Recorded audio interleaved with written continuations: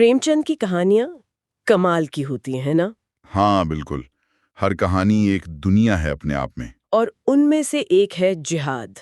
उफ, वाकई झकझोर देती है। आज हमारे पास इसके कुछ हिस्से हैं और हम इसी पर थोड़ी गहराई से बात करेंगे। हाँ जरूर। ये कहानी बहुत कुछ सोचने पर मजबूर करती है। बिल्कुल। असल में समझने की कोशिश करेंगे कि कहानी हमें कहाँ ले जाती है, ये किरदार कैसे हैं, उनके अंदर क्या चल रहा है। और वो माहौल, वो दौर, प्रेमचंद ने उसे कैसे बुना है। हाँ वही, मतलब कहानी के पीछे की कहानी, किरदारों के दिल की बात, वो सब। सही। तो कहानी शुरू होती है जैसा आपने कहा पश्चिमोत्तर सीमा प्रांत में। माहौल समझिए बहुत बिगड़ा हुआ है। हाँ, वो सरहदी इलाका वैसे भी हमेशा तनाव रहता था। बिल्कुल। और उस पर एक मुल्ला के भड़काऊ भाषण। सदियों से जो हिंदू मुसलमान साथ रह रहे थे, उनके बीच जैसे जहर घोल दिया गया है। ये धार्मिक उन्माद वाली बात प्रेमचंद ने कई कहानियों में दिखाई है। सही। तो जिहाद का नारा लगा है, हिंदुओं पर हमले हो रहे हैं, धर्म बदलने का दबाव, बहुत बुरा हाल है। और इसी दहशत में। हाँ, इसी दहशत में हिंदुओं का एक काफिला अपना सब कुछ छोड़ छाड़ कर भाग रहा है, जान बचाने के लिए। बेघर, बेसहारा। और इसी भागते हुए काफिले में मिलते हैं हमें कहानी के कुछ अहम लोग। एक है धर्मदास। हाँ, धर्मदास, लंबा चौड़ा, दिखने में अच्छा। हाँ, जिसे अपनी ताकत पे बड़ा गुरूर है। और दूसरा है खजांचंद। खजाचंद, बिल्कुल उल्टा, देखने में साधारण, दुबला पतला सा। लेकिन पैसे वाला है और मिजाज से दीन, नरम। और श्यामा भी है। हाँ, युवती श्यामा। तो माहौल तनाव से भरा है और इन किरदारों की अपनी अपनी कश्मकश है। चलिए देखते हैं आगे क्या होता है। तो ये काफिला चल रहा है, बस जान बचाने की जद्दोजहद है। तपती धूप है, रास्ता अनजान और हर पल मौत का खतरा। मुश्किल सफर। आखिरकार वो एक कुएं के पास रुकते हैं, थोड़ा दम लेने, पानी पीने के लिए। और यहीं पर धर्मदास और खजाचन का जो फर्क है ना, वो एकदम साफ नजर आता है। अच्छा, कैसे? खजाचन को अपनी खोई हुई दौलत का बड़ा दुख है। वो 50-60 हजार नकद की बात कर रहा है जो पीछे छूट गया। व्यावहारिक आदमी, पैसे का नुकसान तो खलेगा ही। पर धर्मदास, उसे पैसे की कोई परवाह नहीं। वो तो अपनी बाजुओं पर इतरा रहा है, कहता है अरे हाथ पैर सलामत हैं तो क्या गम। हाँ, ये कॉन्ट्रास्ट प्रेमचंद शुरू से ही स्थापित कर देते हैं। एक तरफ संपत्ति का मोह, दूसरी तरफ शारीरिक बल का अभिमान। बिल्कुल लेकिन बात यहीं खत्म नहीं होती। बिल्कुल। यहीं हमें कहानी की एक और परत दिखती है। वो क्या? इन किरदारों के आपसी रिश्ते, खासकर श्यामा को लेकर। हाँ, श्यामा। श्यामा के माँ बाप नहीं है, उसकी बुआ ने उसे पाला है और वो धर्मदास की तरफ खिंची हुई है। अच्छा। शायद उसके रूप रंग, डील डोल की वजह से। अच्छा, तो एक प्रेम कहानी भी चल रही है इस उथल पुथल के बीच। हाँ, एक तरह का कह सकते हैं प्रेम त्रिकोण। ओके। और खजानचंद का क्या? खजानचंद, वो मन ही मन श्यामा को चाहता है। चुपचाप वो श्यामा की बुआ का सारा काम देखता है, उनकी सेवा करता है। बुआ भी उसे पसंद करती है, चाहती है कि श्यामा की शादी उसी से हो जाए, दामाद बनाना चाहती है।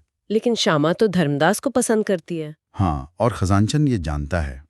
उसे पता है कि श्यामा के दिल में उसके लिए जगह नहीं है, फिर भी लगा रहता है। बड़ी अजीब कश्मकश है। बिल्कुल। और प्रेमचंद ने बड़ी खूबसूरती से इस निजी, मतलब व्यक्तिगत कहानी को उस बड़े सामाजिक और धार्मिक उथल पुथल के कैनवस पर रखा है। हाँ, ये बात तो है। इससे कहानी में एक अलग ही तनाव पैदा होता है। बाहर का खतरा तो है ही, अंदरूनी जज्बात की लड़ाई भी चल रही है। कैसे प्रेमचंद कहानी को दिलचस्प बनाते हैं ना। हाँ बिल्कुल। और ये कश्मकश तब और उभरती है जब श्यामा पानी लेने कुएं की तरफ जाती है। अच्छा। धर्मदास फौरन आगे बढ़ता है, एकदम हीरो की तरह। उसके हाथ से रस्सी और लोटा ले लेता है, जैसे अपना हक जता रहा हो।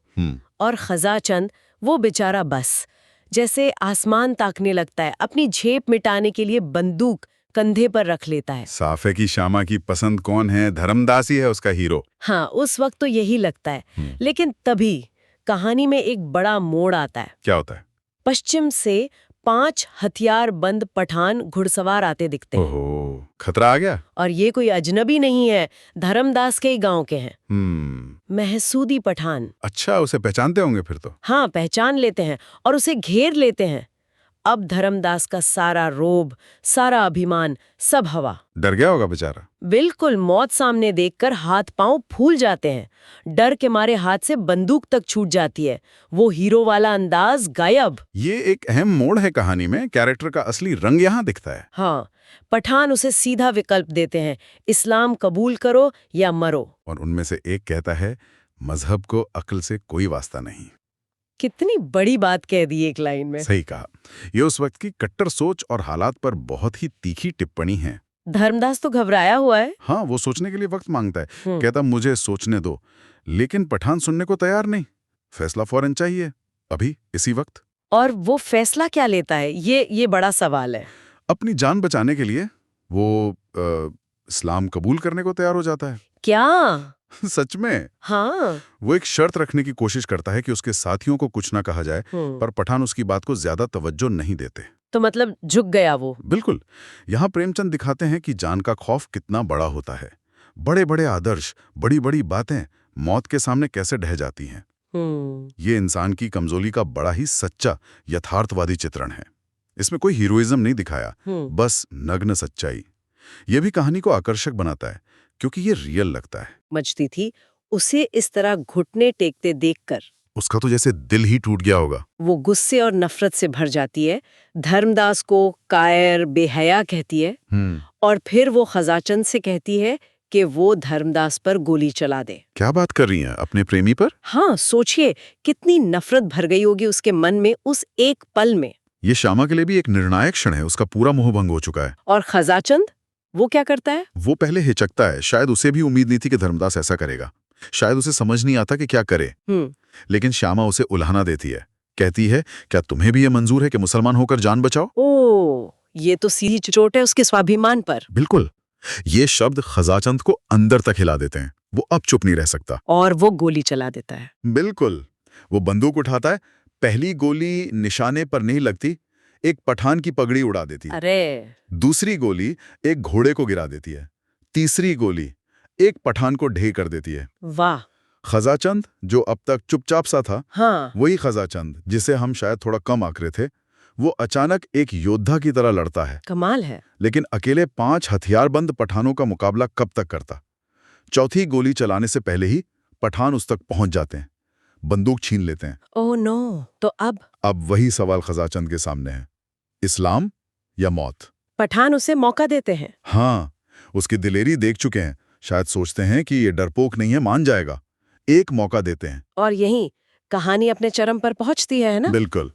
यहीं पर असली क्लाइमैक्स है। जहां धर्मदास जान बचाने के लिए झुक गया था, वहीं खजाचंद का जवाब बिल्कुल अलग है। उसका जवाब ही कहानी का दिल है, मुझे लगता है। क्या कहता है वो? वो बड़ी शांति और दृढ़ता से कहता है, तुम एक हिंदू से ये प्रश्न कर रहे हो। क्या तुम समझते हो कि जान के खौफ से वो अपना ईमान बेच डालेगा? वाह!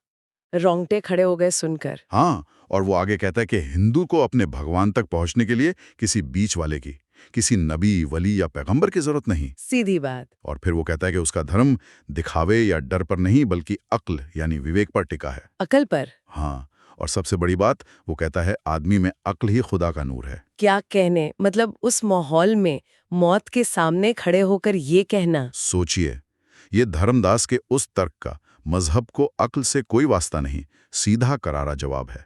प्रेमचंद यहाँ 2 बिल्कुल विपरीत चरित्रों और जीवन दर्शनों को आमने सामने खड़ा कर देते हैं। अद्भुत। तो पठानों की क्या प्रतिक्रिया होती है ये सुनकर? तो वो जाहिर है उन्हें ये बात कहाँ पसंद आती।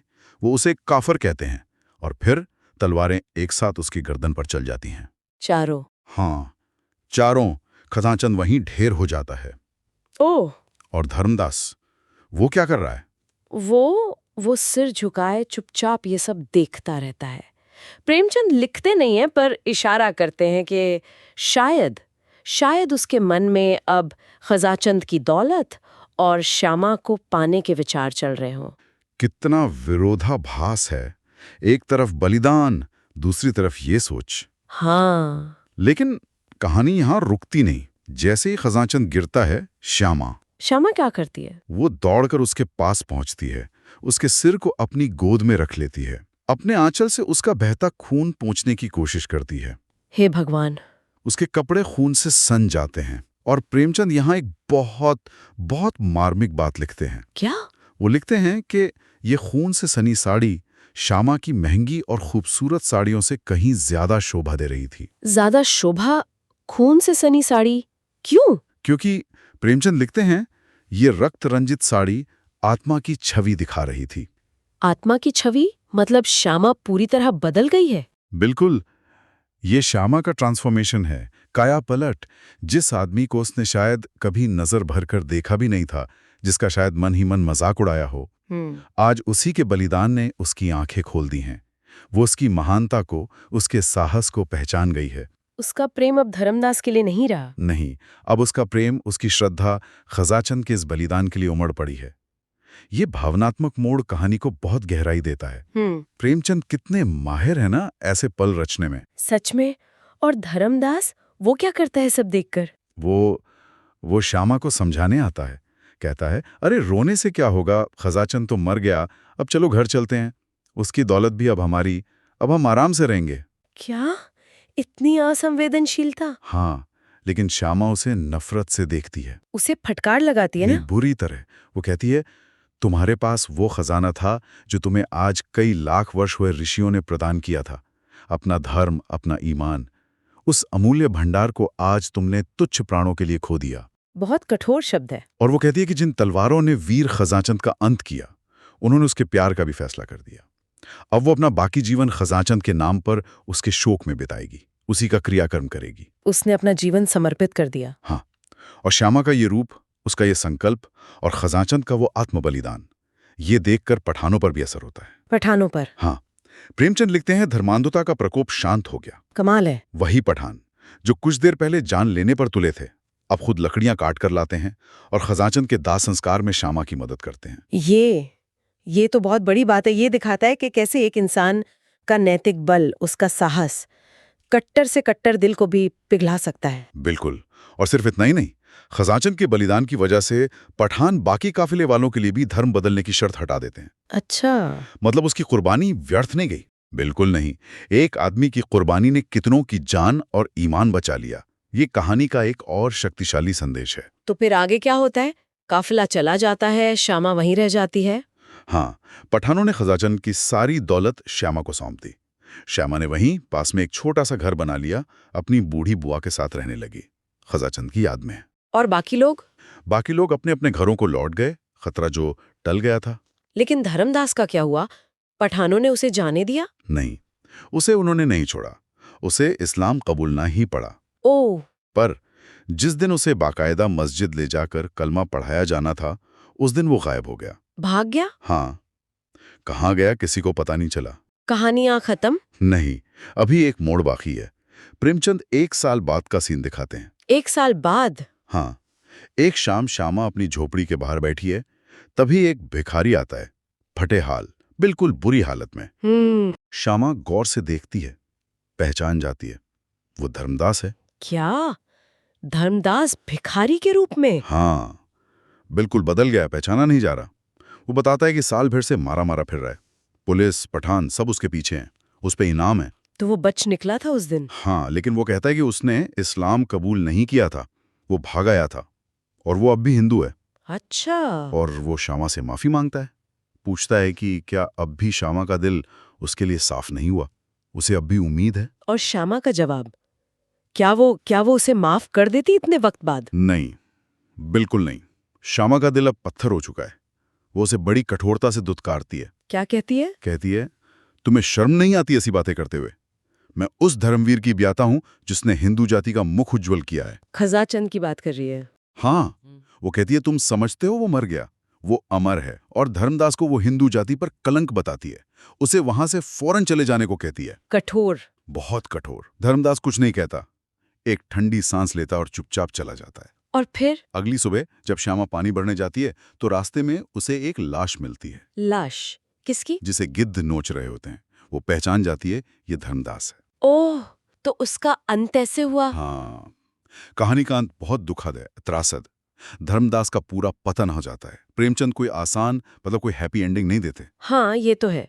वो एक जटिल, सोचने पे मजबूर करने वाला निष्कर्ष सामने रखते हैं, और शायद इसीलिए ये कहानी और भी ज्यादा प्रभावशाली और यादगार बन जाती है। वाकई कमाल की कहानी है और जिस तरह प्रेमचंद ने इसे बुना है अद्भुत। तो हमने देखा कि कैसे उन्होंने धर्म, ईमान, प्यार, डर, हिम्मत जैसे बड़े बड़े मुद्दों को किरदारों की निजी जिंदगी, उनके रिश्तों और उनके मुश्किल फैसलों के ताने बाने में पिरोया है। हाँ, और किरदारों का विरोधाभास देखिए, धर्मदास और खजाचंद, बिल्कुल दो ध्रुव। और श्यामा का वो भावनात्मक बदलाव, वो ट्रांसफॉर्मेशन। बिल्कुल, और कहानी का वो मार्मिक अंत, ये सब मिलकर इसे एक असाधारण रचना बनाते हैं। पाठक या श्रोता हिर जाता है अंदर तक। सही कहा। और ये कहानी अपने पीछे कई सवाल छोड़ जाती है ना, कि जब जान पर बनाती है तो असली धर्म या ईमान की कसौटी क्या होती है? क्या वो बाहरी पहचान है जिसे बचाने के लिए धर्मदास आखिर तक दावा करता रहा, या वो अंदर का विवेक और तर्क है, वो अक्ल का नूर है जो खजाचंद ने दिखाया? प्रेमचंद हमें दिखाते हैं कि असली परीक्षा तो मुश्किल हालात में ही होती है। इंसान का चरित्र तभी पता चलता है। बिल्कुल। और सोचने वाली बात यह है कि आज के समय में भी जब हम अलग अलग तरह के दबावों और पहचान के संकटों से जूझते हैं, तो ऐसी कहानियां हमें क्या सिखा सकती हैं? हाँ, ये बहुत प्रासंगिक सवाल है। शायद ये हमें मानवीय स्वभाव की जटिलताओं को, हमारी कमजोरियों और हमारी ताकतों को बेहतर समझने में मदद करती हैं। शायद ये हमें याद दिलाती हैं कि चुनाव हमेशा हमारे हाथ में होता है। डर के आगे झुक जाना या अपने विवेक और साहस पर टिके रहना, खजाचंद की तरह। हाँ, शायद असली जिहाद बाहरी दुनिया से ज्यादा अपने अंदर के डर और कमजोरियों से लड़ना है। वाह, क्या खूब कहा। ये एक ऐसा विचार है जिस पे हम सब सोच सकते हैं। बिल्कुल, प्रेमचंद हमें सोचने के लिए छोड़ जाते हैं। यही उनकी महानता है।